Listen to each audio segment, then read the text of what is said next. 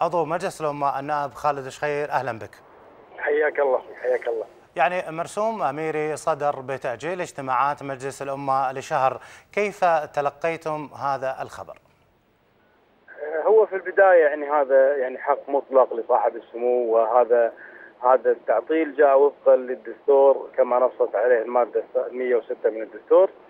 فأعتقد أن هذا القرار يعني راجع لصاحب السمو وأبو السلطات، هو من يقدر متى يفعل هذه المادة من عدمها. أنا أعتقد أن السبب يعني من وجهة نظري الشخصية السبب الرئيسي لتفعيل هذه المادة هو بعض الممارسات السلبية لبعض نواب الأمة من خلال بعض الاستجوابات اللي شفنا هدفها ما هو محاسبة الوزير ولا هو هدفها الإصلاح. احنا عندنا والشعب الكويتي اليوم شعب واعي، عندنا نموذجين من الاستجوابات، نموذج الأغلبية ونموذج استجوابات الأقلية. بعد استجواب نواب الأغلبية لوزير المالية تم تشكيل لجنة لمتابعة ما تعرض أو ما تحدث عنه الإخوان في الاستجواب لمعالجة الخلل، بينما نجد الاستجوابات الأخرى تنتهي بالاستجواب وهي استجوابات سمو رئيس مجلس الوزراء واستجواب وزير الداخلية واستجواب وزير الإعلام من خلال النواب القلاف وعاشور وجويهل. هذه الاستجوابات جاءت لتعطيل أعمال مجلس الأمة من خلال إقرار المشاريع اللي مدرجة على جدول الأعمال فيما يخص هذا ما يخص السلطة التشريعية. فيما يخص السلطة التنفيذية أعتقد أنها جاءت لأن الحكومة وقعت في مأزق بعد استقالة وزير المالية واستقالة وزير الشؤون.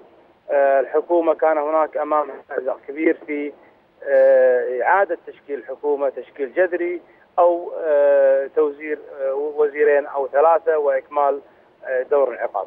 أنا أعتقد هذه الفترة جاءت لإعطاء سمو رئيس مجلس الوزراء الشيخ جابر مبارك فرصة لعمل تعديل وزاري موسع.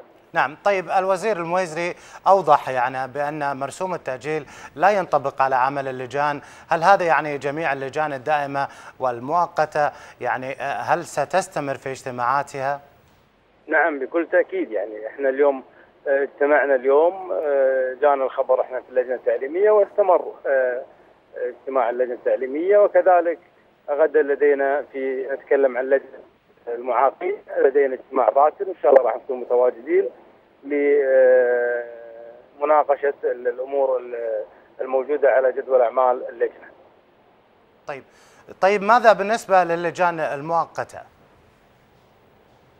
نعم هو المرسوم واضح، يعني المرسوم انه تعطيل الجلسات، جميع اللجان تعمل وما في اي يعني امر او ما في حديث عن تعطيل اعمال هذه اللجان، التعطيل فقط للجلسات حسب ما هو واضح في المادة 106. نعم، عضو مجلس الأمة النائب خالد شخير، شكرا جزيلا لك.